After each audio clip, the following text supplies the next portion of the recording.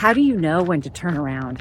How do you know when to bail? How do you know when it's time to abort a hike? Let me share a story from a recent event. Over the weekend, I set out on a Saturday, just like most Saturdays, for my big hike. It's usually around 15 miles or more. This is a story we're sitting down for.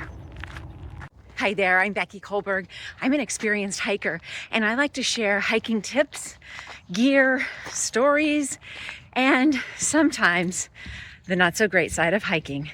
Hike with me. This is a topic worth sitting down for. So I'm going to sit with you today and tell you a story. Over the weekend, I went hiking. I usually hike on Saturdays, and it's usually a long hike around 15 or more miles.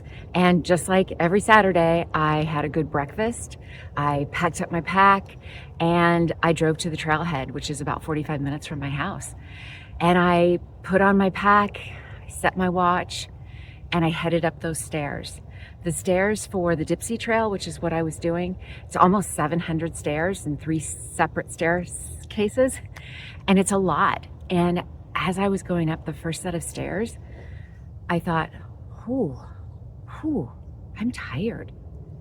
And the more I started heading up, the negotiations started coming into my head. Well, maybe I just go over to Stinson Beach, which is almost 8 miles, and I take a bus back. First off, I would not do that. Not that there's anything wrong with that.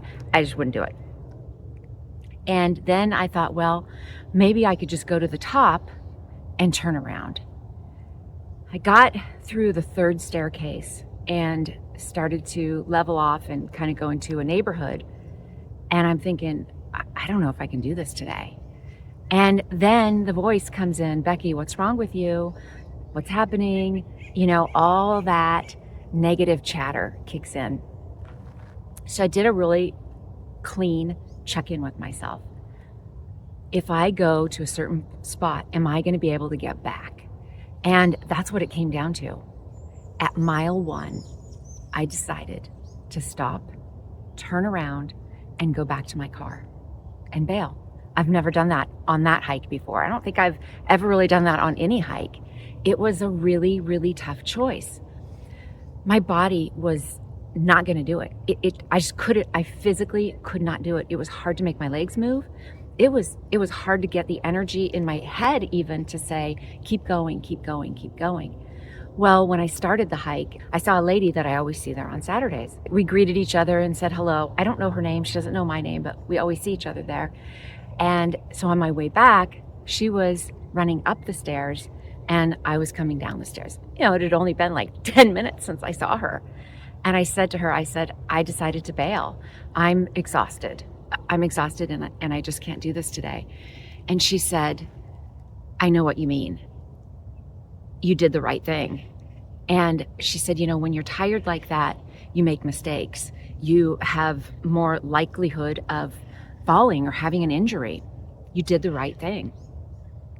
And I looked at her and I said, I know I did the right thing, but it doesn't mean it feels good.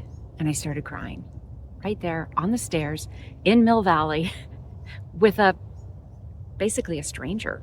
People were walking by and there I am crying. What I got in that moment, she'll never know.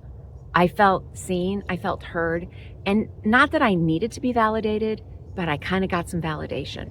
I got in my car and I cried, and I really battled the head talk. Becky, you're lazy. Becky, you bailed out on yourself. Becky, blah, blah, blah. All of that negative talk was right there. And I said, you know what?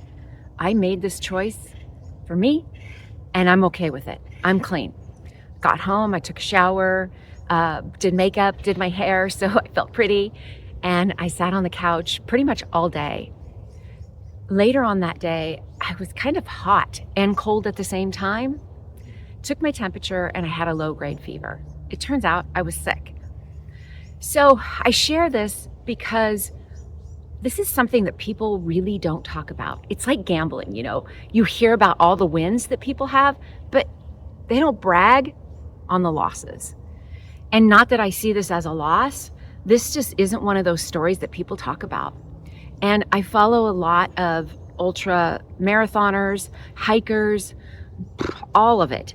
And once in a while, they'll share this.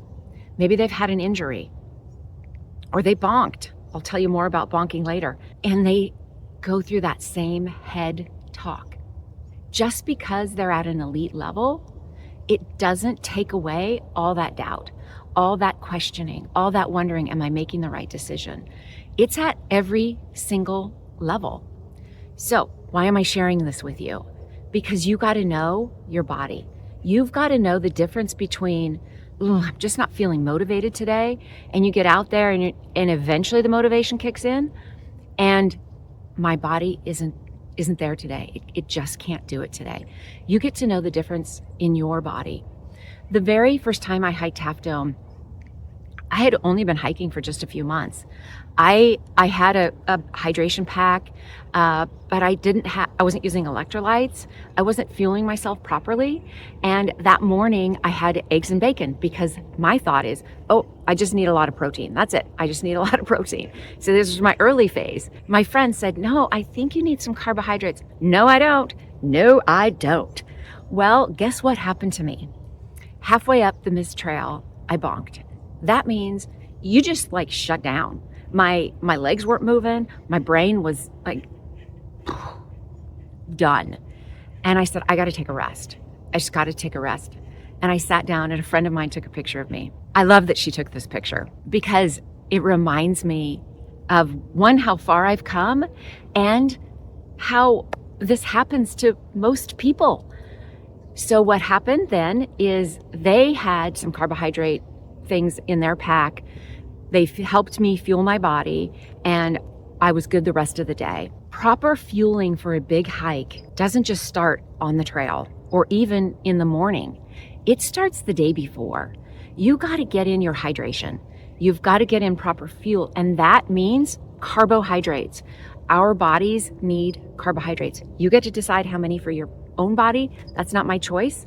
The night before, I like to have meat and potatoes. That's my favorite pre-hike meal. If I'm going to go on a big hike, meat and potatoes.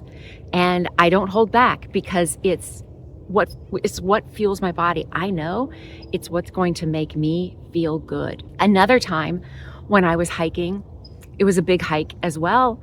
And I noticed that I couldn't taste salt in my water. I put 1 pack of Element in a 3-liter bladder.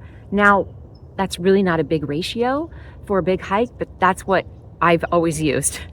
And I was about about an hour into the hike, and I realized, because I was struggling. I was really, really struggling. I said, I don't taste the salt in my water. That's the sign. When you have salt in your water and you're not tasting it, most likely it's because you're dehydrated. That's what was happening to me. There are 2 things you can do at that point. 1, you can take an Element pack and raw dog it. That means literally taking the pack and just shoving it in your mouth and doing your best to swallow it down. The other, which is what I did, is I added another Element pack to my bladder. And then I was like, ooh, I taste the salt. I really taste the salt. And I perked up pretty quickly. Do not underestimate the power of an electrolyte. I can do another video on that because that's a whole separate issue. But fueling your body is so important, and knowing when it's time to turn around or take a break. Listen to your body. It's sending you messages for a reason. Anytime I've ever struggled on a hike, physically, mentally, it is a whole other situation. But physically, it's oftentimes, okay, let me do a check. What's happening with my body? How have I been feeling? When's the last time I ate? What did I eat? Going through the whole rundown of what's in my nutrition pack. I hope that was helpful. I'm an experienced hiker, and I share my experiences. I've been doing this now for 6 years, and I have a lot of wins. And I have some hikes like this last weekend where I'm not going to call it a loss. It was a learning experience. And if I look at it as a mistake or anything like that, then I don't take the lesson from it. The lesson is listen to your body. It's the continuous lesson over and over again. All right, if you enjoyed this, please make sure you subscribe, like, comment, and share with a friend, because this is something that a lot of people, they simply don't talk about. And here I am sharing. You're welcome.